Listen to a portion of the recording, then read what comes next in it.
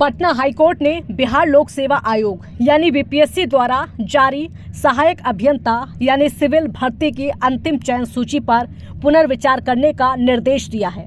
अदालत ने आदेश दिया कि 90 दिनों के भीतर अनारक्षित श्रेणी के लिए कट ऑफ अंक दोबारा निर्धारित किए जाएं, जबकि पहले से नियुक्त अभियंताओं की सेवा पर कोई प्रभाव नहीं पड़ेगा। बीपीएससी के तर्कों को खारिज करते हुए कोर्ट ने चयन प्रक्रिया में सुधार के लिए आदेश दिया है। हालांकि कोर्ट ने ये भी स्पष्ट कर दिया है कि पहले जारी की गई मेधा सूची के आधार पर कई विभागों में नियुक्त किए गए अभियंताओं की सेवाओं पर कोई प्रभाव नहीं पड़ेगा। 56 पन्नों का आदेश हो गया जारी। जी हाँ, न्यायाधीश विवेक चौधरी की एकल पीठ ने अंकित कुमार शुक्ला समेत अन्य याचिकाकर्ताओं की याचिका पर सुनवाई के बाद 56 पृष्ठों का आदेश जारी किया। इस आदेश में नई चयन सूची तैयार करने और योग्य उम्मीदवारों की नियुक्ति सुनिश्चित करने के निर्देश दिए गए। कोर्ट ने खारिज किए बीपीएससी के तर्क।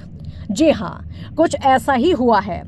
कोर्ट ने बीपीएससी के सभी तर्कों को खारिज करते हुए कहा है कि विज्ञापन संख्या 03/2017 और विज्ञापन संख्या 02/2017 अलग अलग पदों के लिए जारी किए गए थे। दोनों विज्ञापनों की शैक्षणिक आवश्यकताएं, प्रारंभिक परीक्षा, लिखित परीक्षा, साक्षात्कार और परिणाम की तिथियां पूरी तरह से अलग थीं। कोर्ट ने तो ये भी कहा कि विज्ञापन संख्या 03/2017 के तहत चयन प्रक्रिया बीपीएससी की 20 फरवरी 2021 की अधिसूचना से बहुत पहले ही पूरी हो चुकी थी, इसलिए दोनों को जोड़कर फैसला लेना तर्कसंगत नहीं था। कोर्ट ने यह भी पाया कि विज्ञापन संख्या 02/2017 के तहत कई विभागों में नियुक्ति के लिए उम्मीदवारों से उनकी वरीयता मांगी गई थी। लापरवाही के कारण खाली रह गए 140 पद।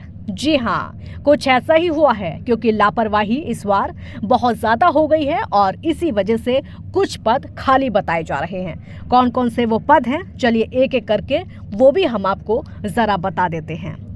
आरक्षित श्रेणी के मेधावी उम्मीदवारों को उनके चुने हुए विभाग में नियुक्त किया जाना चाहिए था, जिससे आरक्षित श्रेणियों की रिक्त सीटों पर अनारक्षित अभ्यर्थी स्वतः ही चयनित हो जाते और कट ऑफ अंक स्वतः ही कम हो जाता, लेकिन लापरवाही के कारण लगभग 140 पद खाली रह गए।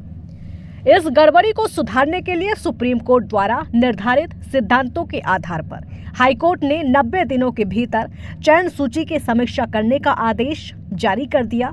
हालांकि अदालत ने ये भी स्पष्ट किया कि पहले से नियुक्त किसी भी अभियंता की नौकरी पर कोई प्रभाव नहीं पड़ेगा, और ये हम आपको बार बार बता चुके हैं, पहले भी बता चुके हैं।